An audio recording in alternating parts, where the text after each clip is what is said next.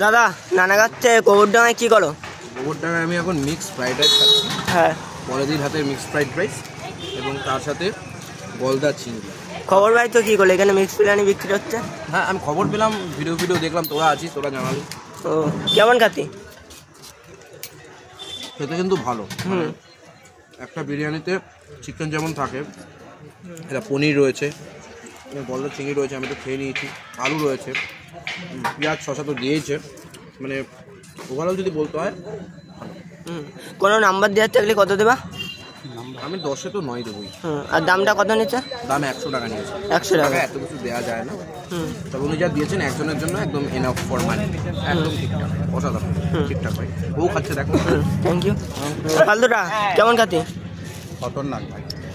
সত্যি কথা বলবো, 100 টাকায় এত কিছু দিয়ে দিচ্ছে, মানে পসিবল না আজকে ডেটে। ঠিক আছে, কম টাকা, হ্যাঁ 2-4 টাকা ইনকাম করছে।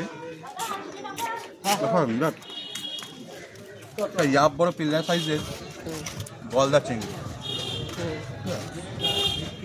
বড় সাইজের একটা চিকেন আছে, ডিম ফিম ছিল, খেয়ে ফেলেছি। আর সত্যি কথা বলতে দেখ, মাঝে মধ্যেই যখন আমার এখানে আসা পড়ে আমি তো এটা ট্রাই করি। দুপুরে লাঞ্চ করছি কিন্তু আমি, তাও কোনো শ্যুটে আসছিলাম না, দাদার সাথে এসেছিলাম বেসিক্যালি এখানে, খিদে পেয়েছে তাই নিয়ে বসে পড়লাম। সত্যি খুবই ভালো খেতে। Thank you.